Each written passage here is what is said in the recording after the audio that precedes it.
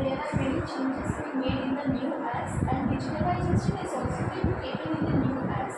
And now everything is being taken in a proper time period need to be completed. So what do you think that our judiciary have proper infrastructure to accept these changes? Yes, I mean this is the same perspective question which came to me. I recently was invited in a press club program in the Calcutta Press Club, and there were other eminent judges also were there, and Barrister Shubhra Chaudhary and all of them were there.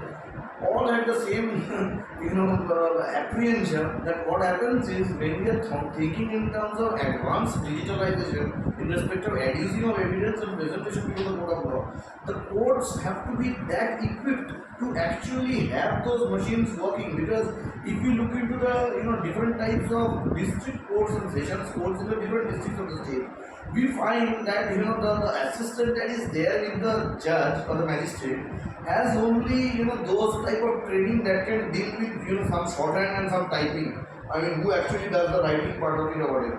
Here, what it is saying that there has to be the court should have that number of computers and laptops which actually take up the evidence at the outset over there. I mean, there has to be equipment within the court which can make tape recorded evidence, which can take up scanned photographs and other things.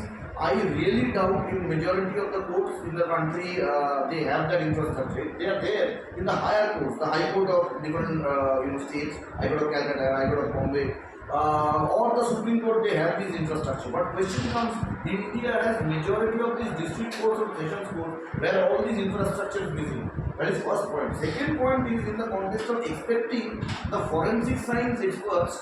It has been mentioned that wherever there are any case relating to unnatural death and rape cases and all these types of sexual offences, there should be, along with the investigating officer, there should be this forensic expert who should accompany them and take the entire information in the context of the scene of occurrence and give a report down at the very earliest, which will substantiate the original evidence being collected on the part of the police.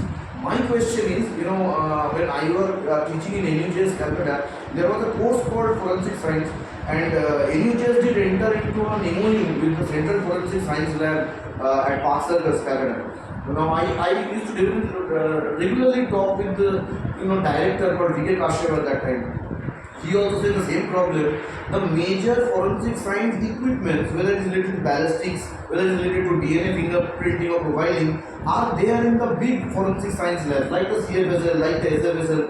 But there are many forensic science labs which are there in the ordinary districts like Malda, like Murshidabad, like Uttar Dinajpur and all that. Thinking about this FSL team always accompanying the police at every crime scene wherever it happens, and thereafter coming down with all their equipments to actually measure the whatever are the requirements concerned and then carry out the report and again present it before a court. These are assumptions, these are good provisions, I am not standing in the way. These are some of the provisions which were being recommended by Justice Malimat in the Malimat committee recommendation. But it did not happen over the period of time, because I remember the Malimat committee recommendations that did take place in the early 2000s. This is 2024. In 20 years down the line, India could not get that number of forensic mobile forensic science labs. Like there are hands where the forensic science equipment will be given. Here already the act has been enacted, it has come into force.